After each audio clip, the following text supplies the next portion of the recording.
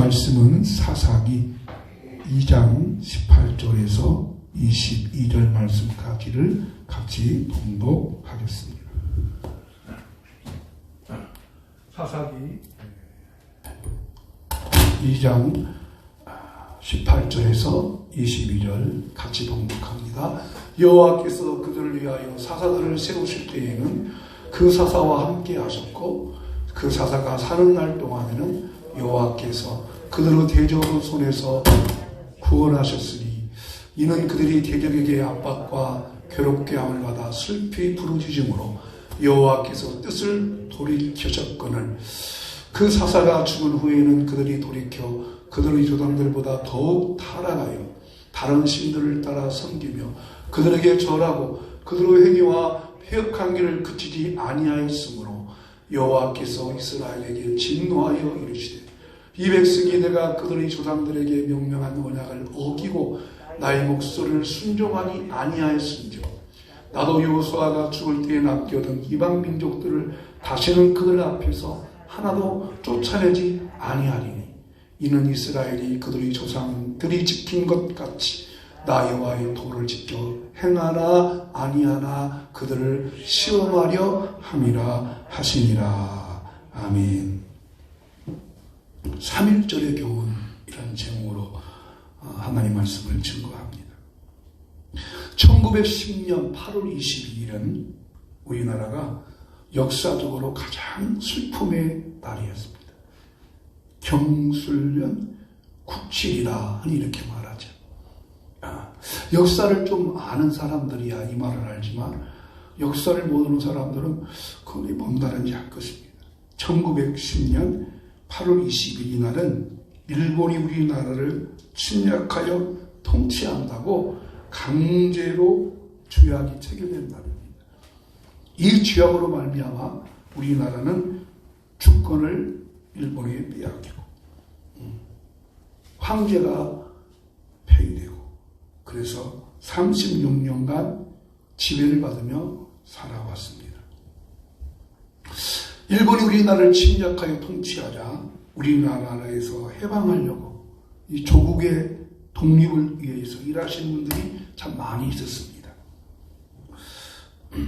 1910년 하늘의 합방이 되고 9년째 되는 1919년 3월 1일 김인현이라고 하죠. 김인현 3월 2일 12시 대한민국을 대표하는 33명의 대한민국 대표하는 자들이 독립선언문을 낭독을 합니다. 원래는 그 탑골공원에서 하려고 했는데 그러지 못하고 어느 그 중국 치딩 언어에서 이렇게 독립선언문을 낭독해요. 우리나라 말로 바꿔보겠습니다. 우리는 조선이 독립된 나라인 것과 조선 사람이 자주 하는 국민인 것을 선언하노라. 이것으로서 세계 모든 민족에게 우리나라가 인류가 평등하다는 것을 밝히며 자손 만대에 알려 우리나라가 스스로 전개하는 마땅한 권리를 누리도록 선언한다. 이렇게 선포합니다. 그리고 12시에 탑골공원에 모여서 태극기를 흔들면서 대한독립 만세! 대한독립 만세! 외치며 대한민국을 외칩니다. 이 중에 여러분 잘 아는 소녀 하나가 있었습니다. 바로 3.1절 하면 누가 되는 건가요? 유관순이었어요. 그죠? 유관순. 당시 그때 유관순 나이는 18살의 소녀였습니다. 아버님이 예수님을 잘 믿었다고 그래요. 그래서 그 고향 천안 거기에서 서울로 와서 공부했는데 지금 이화여대학교의 전신인 이화학당 학생이었답니다. 그때 막 대한독립 만세 치다가 그 일제혁명에 붙잡혀서 옥살을 하죠. 그리고 나서 1945년 8월 15일 우리나라가 해방이 됩니다. 이것이 우리나라의 역사였습니다. 하나님은 한 개인의 역사도 주관하고 다스리지만 한 국가의 역사도 하나님이 통치하십니다. 그거 아셔야 됩니다. 하나님은 한 나라의 지도자도 세우시고 폐하시고 하십니다. 우리나라가 민주주의 국가가 됐지만은 국민들에 의해서 뽑지만 제비는 하나님이 뽑지만 결정은 누가 하실 거예요? 하나님이 하십니다. 하나님이 하시는 거예요. 하나님이 세우시는 거예요. 그런데 그 국가가 잘 되고 못 되느냐 하는 것은요, 그 세운 지도자가 하나님 의지하고 하나님 바라보고 정말 국민 사랑하여 살면 그 나라는 잘 될지만은 하나님 무시하고 하나님 없는 것 생각한다면 그 나라는 또 고통받게 됩니다. 그러므로 이 나라가 얼마나 중요한지 몰라요. 그래서 오늘은 이 지난주가 3.1절이어서 이 3.1절이 주는 교훈이 뭘까? 이 삼경 역사에 사사시대라는 게가 있었어요. 그 사사시대를 통해서 하나님께서 주시는 교훈이 뭔가 하는 걸 생각해 보려고 합니다. 여러분, 모든 나라는 다 국가의 그 시조가 있어요.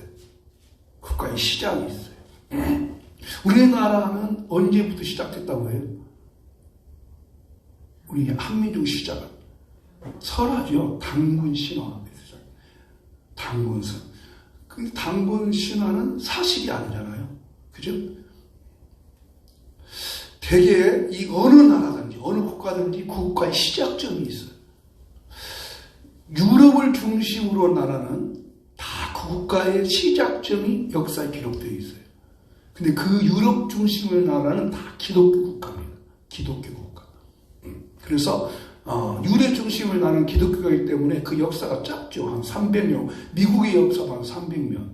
또 유럽의 여러 국가 500년. 그러니까 뭐 미국, 독일, 프랑스, 스위스 이런 나라는 이제 예수 그리스도의 복음에 의해서 세워진 100개 나라입니다. 근데 동양의 역사는 아직 복음이 들어오지 않았잖아요. 그래가지고 다 미신적 역사가 많아요. 그래서 우리나라는 홍익인간 당군으로부터 시작되는데 그건 맞지 않는 것이죠. 근데 성경의 역사에 가장 핵심적 나라가 어디 나라면 이스라엘이에요. 이 성경의 중심의 나라가 어디냐면 이스라엘이에요. 이스라엘. 근데 이스라엘의 역사의 시작점이 누구냐?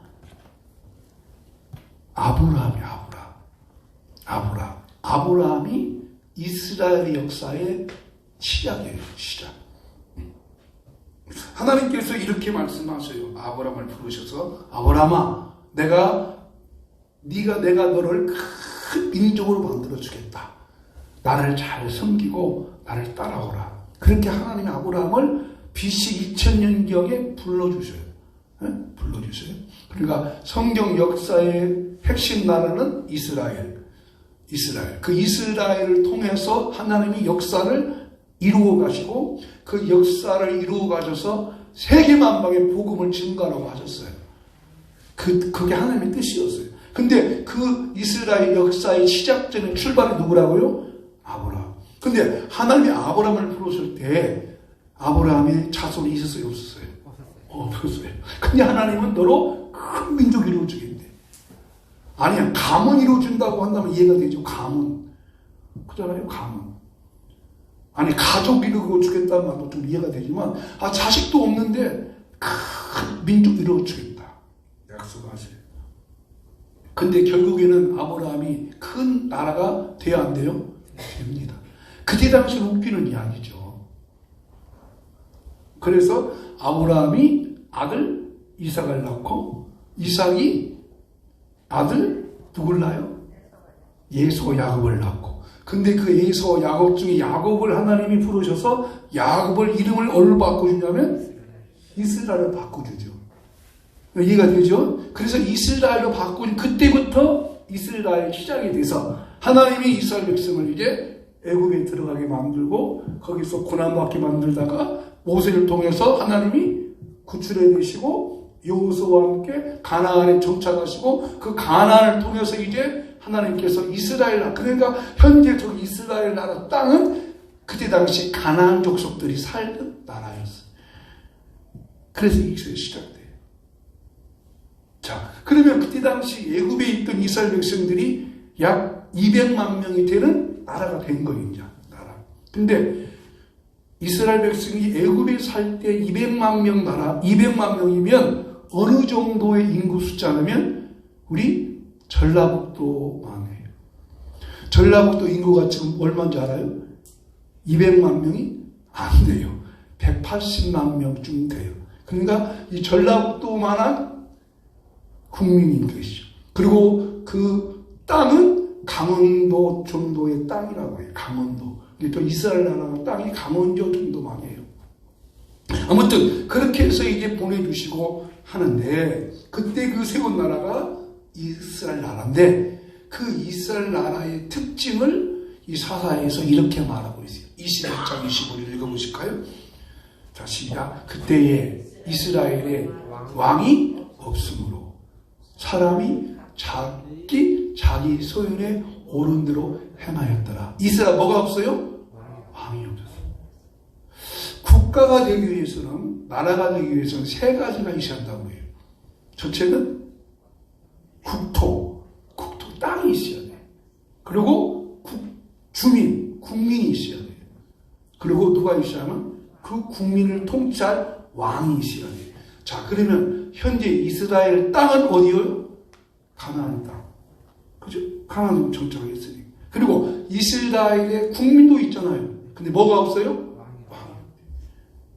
그럼 완전한 국가이 아니에요. 아니죠. 근데 왕이 왜 없었느냐? 왕은 있긴 있어요. 누가 왕이에요? 하나님이 왕이에요. 하나님이 왕이에요. 근데 이스라엘 백성들이 하나님이 왕인데 왕이신 하나님의 통치를 받아야 되는데 또 하나님 왕이신 하나님이 보내준 대행자 모세, 여호수아 이 사사들을 보내줬는데 그들이 그 보내준 지도자를 섬기지를 않아요. 각자 자기 마음대로 행했다는 거죠. 그래서 하나님께서 지도자 세우신 지도를 무시하고 그래서 어떤 때는 나라가 평안했다가 어떤 때는 고난받았다가 어떤 때는 평안했다가 어느 때는 고난받다가 계속 이것이 반복되는 것이 이스라엘의 역사의 모습입니다. 자, 이 이스라엘 역사의 모습과 우리 오늘 민족의 역사를 통해서 저는 이렇게 한번 발휘할 교훈이라고 생각을 합니다. 첫째로 하나님은 사사를 세우셔서 통치하신다는 거예요. 사사.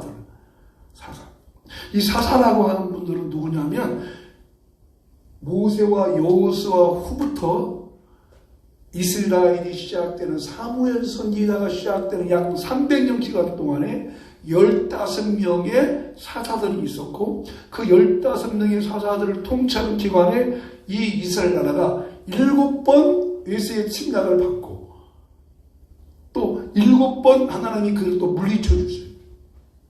우리나라도 현대사 속에서 많은 고난받잖아요. 일본 사람들의 지배를 받고 또 그 전에는 또 우리 이제 고려 시대나 이런 시도 우리나라가 막 외세 침략도 받잖아요. 그리고 1950년대는 또 전쟁이 일어나고 이런 일을 통해서 하나님께서 하신 일이 뭐냐? 하나님은 사사를 세운다는 겁니다.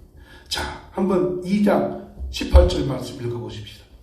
여호와께서 그들을 위하여 사사들을 세우실 때에는 그 사사와 함께 하셨고 그 사사가 사는 날 동안에는 여호와께서 그들의 대적의 손에서 구원하셨으니 이는 그들이 대적에게 압박과 괴롭게 함을 받아 슬피 부르짖음으로 여호와께서 뜻을 돌이키셨거늘. 그러니까 사사들이 세울 때에는 평안했다고 했잖아요. 평안했어. 왜? 하나님께 사사와 함께 부르짖어 기도합니다. 근데 이들이 그렇게 하지 않았다는 거예요.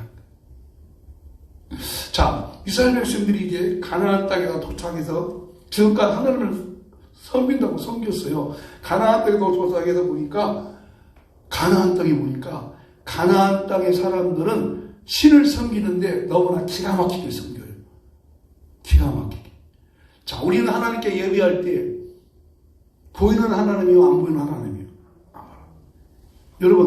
여러분이 만약에 성도라면 우리 기독교에서 예배하는, 개신교 예배하는 예배의 모습이 좀 거룩하고 아름답고 좋은 것 같아요. 캐톨릭에서 신부들이 와가지고 막 이렇게 하고 뭐 여자들은 이렇게 수건 쓰고 하는 것이 좀 좋아 보여요. 예? 그죠? 뭐 예배 드는 것 같고 그러잖아요. 솔직한 말씀이에요. 그러죠.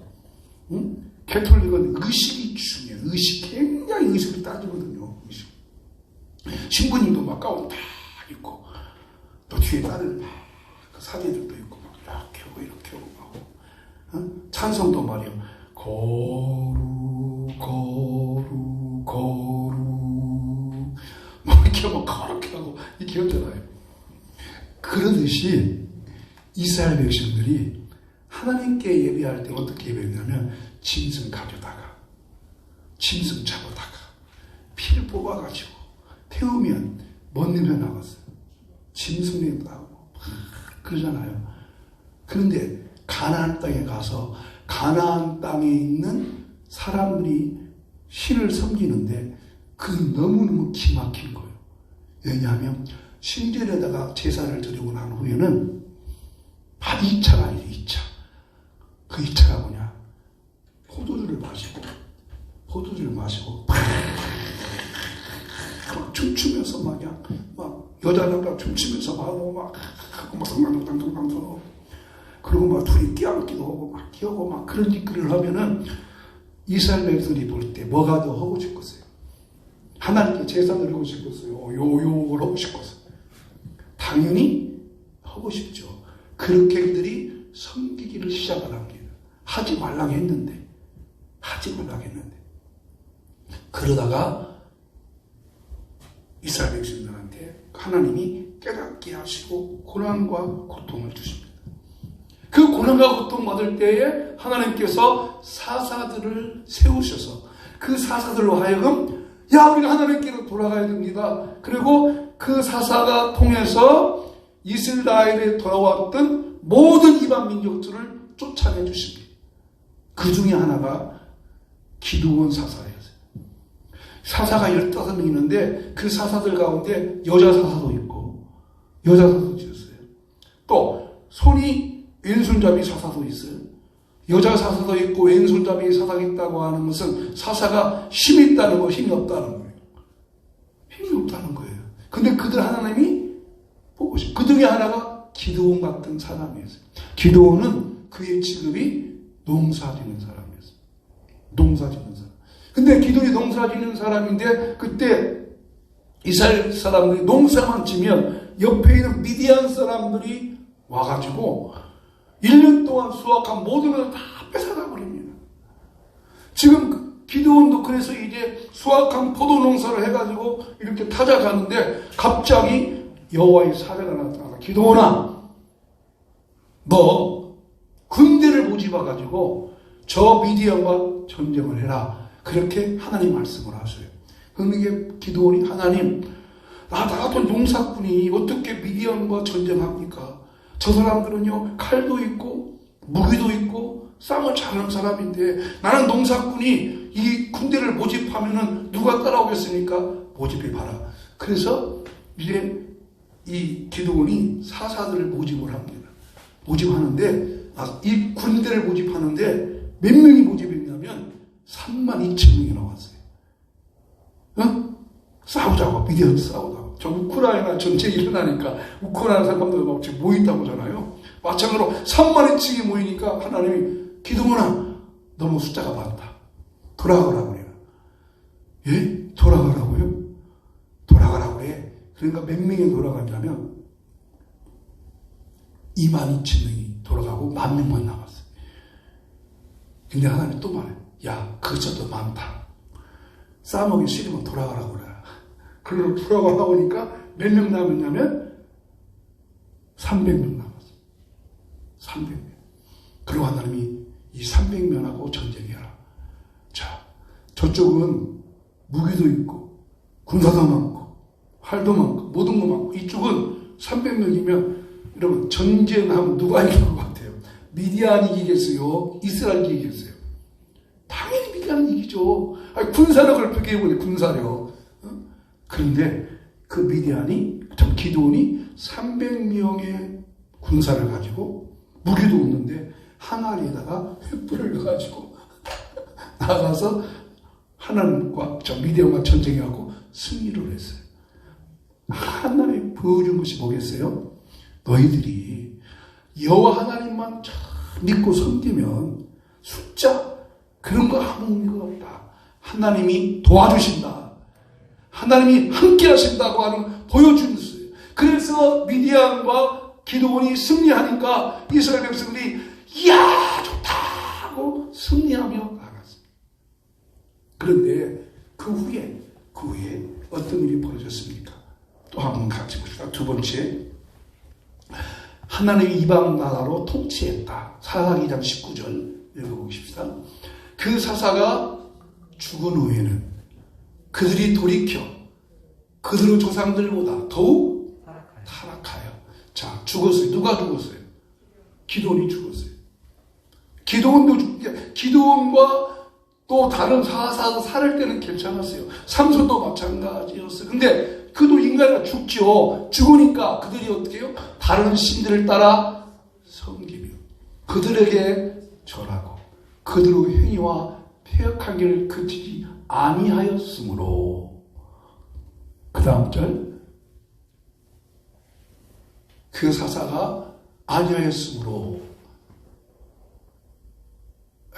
그 뒤에 말씀이 아니야. 그러니까 아니하였으므로 하나님이 다른 나라를 붙여가지고 또다시 고통당하게 한다는 거예요. 그러니까 이 이스라엘 역사의 패턴은 하나님께 막 부르짖으면 하나님이 지도자를 보내주셔서 살려주셨고, 그 지도자가 죽으면 다시 타락하여 옛날처럼 섬기고, 이런 일이 계속해서 반복돼요.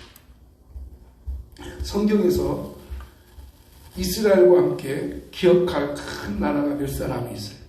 그게 뭐냐면 블레셋 나라, 애굽 나라, 아수르 나라, 바벨론 나라, 로마 나라. 그 나라는 계속해서 이스라엘과 전쟁이 만들어요. 근데 전쟁하는 것도 그 이스라엘 나라, 그때 당시에 가장 큰 나라, 가장 강력한 나라예요. 이스라엘과 함께 계속 전쟁에 만들고, 그래서 그들이 깨닫고 돌이키면 하나님이 살려주셨고, 근데 그것이 다시 다 하나님 은혜를 잊어버리고 다른 교회에 섬기면 하나님이 고난 주셨고, 이것이 계속해서 반복됩니다. 여러분, 한 나라에 잘 되고 안 되는 것은 주권이 하나님 손에 있다는 것입니다. 아멘. 하나님 손에 있다는 거예요. 독립성을 낭독한 33명 중에 기독교인이 16명이 있어요. 그 16명의 그분들이 나라와 민족을 위해서, 또 그 당시에 나라와 민족을 위해서 기도했어요. 우리나라가 해방받기까지 정말 나라를 위해서 일했던 모든 분들 많이 있잖아요. 뭐 안중근 의사나 뭐 신익기 선생님, 이런 분들은 다 크리스찬들이었어요. 무슨 말인 거 아니? 한번 같이 해보십시다. 그리스도인은 사회와 국가에 대한 책임이 있다. 책임이 있어요. 그게 믿는 사람들이 해야지 일하는 것입니다. 이제 3일절에 주는 교훈이 뭐냐? 그 3일절의 교훈을 통해서 우리 그리스도인들은 이 나라와 민족에 대한 책임의식을 가지고 하나님께 기도해야 된다. 하나님을 찾아야 된다. 왜? 모든 축복과 권세가 하나님의 손에 있으니까. 모든 국가의 통치나 모든 것이 하나님의 손에 있으니까. 하나님은 한 사람의 잘되고 못되는 것도 주관하시지만은 나라가 잘되고 안 되는 것도 누구 손에 있느냐? 하나님의 손에 있고, 그 하나님이 누구를 모시고 하느냐? 믿는 사람 모시고 한다는 것입니다. 여러분, 하나님의 관심은 불신자한테 관심이 없어요. 하나님의 관심은 신자한테 관심이 있어요. 성도한테 관심이 있어요. 성도가 하나님을 얼마나 찾느냐 안 나누냐에 관심이 있지, 저 불신자는 그 사람들은 하나님 모르니까 그냥 자기 마음대로 사는 것이잖아요. 그러나 하나님의 마음은 그들이 깨닫고 돌아오기를 원하고 계십니다. 지난주 화요일 날 익산시 조창기대회가 있었어요. 이번에 저한테 설교를 부탁해서 그 시장님도 오셨는데 그때 가서 제가 설교를 했는데 이런 말을 했어요. 여러분, 지금은 우리가 다 위기라고 해요. 그죠? 대한민국도 위기고 다 위기다. 다 위기라고 진단을 해요. 진단은 잘해요. 또 진단을 잘하고 위기 때에 진단해놓고 처방도 잘했어요. 처방이 뭐겠어요? 하나님을 찾아야 됩니다. 기도도 회복되고 신앙도 회복되고 회복돼야 됩니다.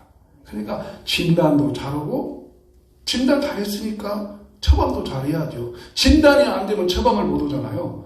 근데 진단을 잘했으니까 처방도 잘해요. 근데 처방을 잘했는데 처방했으면 처방대로 어떻게 해야 돼요? 약을 먹든지 또 처방대로 수술 받든지 해야 되는데 자꾸 미루고 수술도 안 한다든지 의사가 처방해 줬는데 약도 잘 안 먹는다든지 그랬다는 거예요. 오늘이 그 상황이라는 거죠. 모든 크리스천들이 알고 있어요. 자, 위기다. 대한민국의 위기다. 교회도 위기다. 코로나를 통해서 위기다. 다 어렵고 힘들다. 근데 그 처방은 뭐냐? 하나님께 나가야 된다. 하나님을 찾아야 된다. 라고 하는데 처방대로 하지를 않습니다. 여러분 한번 물어볼게요. 하나님께서 내가 기도한 것마다 응답해 주시고 다 도와주시고 함께 하신다는 걸 믿습니까? 자, 그죠? 나 도와주시고. 근데 정말 하나님께 기도했더니 응답도 해주시고 어려움 당할 때 다 어려움도 풀어주시고 계속하는 거예요. 그러면 기도한 것만 응답해 주시니까. 그러면 그래서 평안해졌으면 더 하나님께 차지할까요? 아니면 그렇지 않을까요? 사람 마음이 평안해지면. 그죠? 이 사람 마음이에요. 지금 우리가 그런다는 겁니다. 기도하면 하나님께서 응답해 주시고 평안도 주시고 잘 되게 하시는 거예요. 그런데 그렇다면 좋으신 하나님이니까 더 찾고 더 구해야 되는데 평안해지니까 어떻게 해요? 하나님을 더 멀리하고 은혜 잊어버려요. 그러니까 뭐가 필요했어요? 하나님 찾기 위해서는 하나님이 오실 때는 고통을 주셔야지. 고난을 주셔야지. 그래서 뭐하게 만들어? 하나님을 다시 찾게 만드십니다. 아멘. 다시 만들어. 이것이 우리나라의 역사의 순환점입니다. 저는 생각해요. 하나님 기뻐하시는 일, 하나님 좋아하는 일을 하면 정말 나라가 평안하고 안정되고 잘 되는데 하나님이 안 되고 하니까 하나님 때로는 이런 사람 저런 사람 이런 모양 저런 모양의 사람들을 세우셔가지고 어렵고 힘들의 고난을 통해서 다시 하나님께 나아가게 만드는 것. 그것이 3.1절의 교훈이라는 것입니다. 예수님이 태어날 때도 이스라엘의 고난과 고통받습니다. 그러나 그들이 하나님께 다시 부르짖을 때 하나님께서 그들의 간구에 기도를 들으시고 이루어 주십니다. 하나님께서 통치하는 방식은 하나님의 일하시는 방식은 그 고난과 어려움을 통해서 하나님의 뜻에 따라 나아가도록 하는 것이 하나님의 방법입니다. 그게 하나님의 다루시는 방법이에요. 여러분, 주인은 일꾼을 잘 다뤄야죠. 그죠? 일을 시작할 때 주인이 일꾼을 부르잖아요. 근데 그 일꾼을 부리는 방식이 있잖아요. 근데 그 일꾼이 주인 말대로 하지 않고 자기 마음대로 하면 주인은 어떻게 해요? 그 일꾼한테 책망하거나 지시하잖아요. 그러면 내 인생의 주인이 누구예요? 하나님이시라고 하죠. 하나님이 나를 부르셨어요. 일하게 하세요. 근데 그 하나님의 뜻대로 해야지 일하지 않는다면 하나님께서 다루시는 것이죠. 그래서 하나님께서 사사시대에 능력 있는 사람, 힘 있는 사람, 싸움다루는 사람만 사사로 뽑은 것이 아니라 그처럼 드보라와 같은 여자 선지자, 기드온 같은 농사꾼, 온니엘 같은 왼쪽의 선지자, 이런 사람들도 뽑아가지고 하나님의 일을 하게 하시는 이유는 하나님의 힘으로 하는 것이지 내 힘과 능력으로 하는 것은 아니다. 그것을 알게 하기 위함입니다. 오늘도 마찬가지입니다. 우리가 하나님의 부름을 받고 하나님의 교회에 일할 때 하나님께서 우리를 일하기를 원하시는 거예요. 가만히 있고 예배만 드리고 하는 것이 아니에요. 무엇인가 해야 될 일을 일하도록 하나님이 다루어 가고 계십니다. 하나님의 통치의 방식은 하나님 안에서 하나님의 뜻대로 이루는 방식에 우리가 순응하고 그 이름에 따라 살아가는 겁니다. 왜 그렇습니까? 이 지구상의 모든 나라와 통치의 주권자는 하나님이시기 때문에 그 하나님의 이름을 높이고 찬양하라고 하는 거예요. 마무리의 말씀을 드립니다. 하나님께서 대한민국도 사랑하셔서 복음을 들게 하셨고 복음을 받게 하셨고 복음으로 살게 하셨습니다. 여러분, 우리가 이 나라와 민족도 하나님의 손에 있다. 이것을 절대 잊지 마시고 그 모든 역사 주관자가 그리스도 예수 이름으로 세워지기 때문에 그 이름을 높이고 그 주님을 찬양하고 그 주님의 이름을 부리하는, 그래서 이 지구 위에 거하는 온 세상 사람들, 이 지구에 거하는 온 세상 사람들 그 구십 이름 높여 만유의 주찬양, 만유의 주찬양, 만유의 주의 이름을 부르면서 살아가는 모습. 마무리 말씀 한번 읽어보겠습니다. 결론의 말씀 시작. 개인의 역사와 국가의 역사에 주관자는 오직 하나님이십니다. 그러기에 그 이름을 높이며 그 이름을 찬송하며 그 이름을 의지하여 살아가야 합니다. 이 한 주간도 하나님, 이 나라와 민족의 주관자는 하나님이십니다. 나는 예수 믿기 때문에 이 나라에 대한 책임이 있습니다. 이 나라도 살려주시고 이제 앞으로 5년 동안 됐던 대통령도 하나님이 꼭 필요한 사람을 잘 세워주십시오. 이 나라를 살려주십시오. 우리가 그 예수 믿는 이 대한민국이 세계만방에 복음을 증거하는 귀한 자들로 쓰임받게 주십시오. 기도함으로 이 찬양하며 오늘 또 승리하는 여러분 되시기를 주님으로 축복합니다.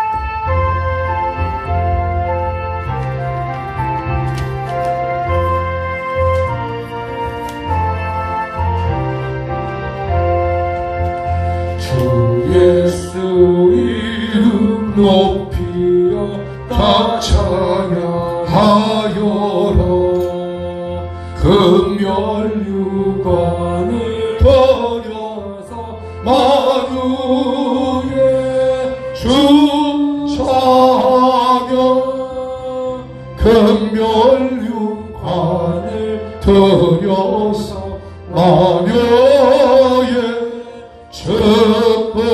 찬양. 주 예수 당한 고난을 못 잊을 죄인아, 내 귀한 몸에 바쳐서 만유의 주 찬양, 내 귀한 몸에 바쳐서 만유의 주 찬양. 이 지구 위에 거하는 온 세상 사람들 그 크신 이름 높여서 만유의 주 찬양, 그 크신 이름 높여서 만유의 주 찬양. 힘 있는 성도 다 주 앞에 엎드려 무궁한 노래 불러서 만유의 주 찬양, 무궁한 노래 불러서 만유의 주 찬양. 이 시간 한번 기도할 때 하나님 우리 대한민국 살려주시고, 대한민국이 하나님을 믿는 나라 되었으니까 하나님 잘 믿는 그리스도인들 되게 해달라고 기도하시고, 또 하나님이 원하시는 하나님 꼭 필요한 대통령을 하나님이 세우셔서 이 나라가 정말 아름다운 나라, 복된 나라가 되게 해달라고 한번 기도합니다. 하나님 아버지, 이스라엘의 사사의 역사를 통해서 오늘 이 우리나라의 역사도 생각해 보았습니다. 우리나라도 복음이 들어와서 예수 믿고 잘 사는 나라가 되었으니 믿는 그리스도인들이 세상의 빛과 소금 되어져서 이 나라 민족을 위해서 기도하며 사는 나라가 될 수 있도록 아버지 도와주시옵소서. 그리스도인들의 사회적 책임이 있습니다. 나라와 민족을 위해서 기도해야 됩니다. 하나님 대한민국 살려주시고 모든 악법을 제거하여 주시고 성경과 백지들 모든 사상들을 물리쳐 주시옵소서. 하나님 아버지, 이제 3월 9일 대통령 선거해야 되는데 하나님께서 은혜 베풀어 주셔서 아버지 누가 대통령이 되든 이 나라가 안정될 수 있도록 하나님 도와주시고 이 민족 이 백성 살려주시옵소서. 아버지 하나님, 만유의 예수 그리스도 이름을 높입니다. 찬양합니다. 이 지구 위에 거한 모든 나라 사람들이 예수 그리스도 이름을 높이며 찬양하는 그 나라 되기까지, 그 나라가 이루어질 때까지 이 복음 증가하며 살아가는 대한민국 마음대로 주시옵소서. 하나님 감사합니다. 이스라엘의 역사를 통해서 우리가 어떻게 잘 사는 나라, 복된 나라 되는 건가를 생각해 보았습니다. 하나님이 세우신 사사들을 통해서 그 말씀 순종하고 부르짖어 기도할 때는 하나님께서 그 나라를 평강을 주셨다.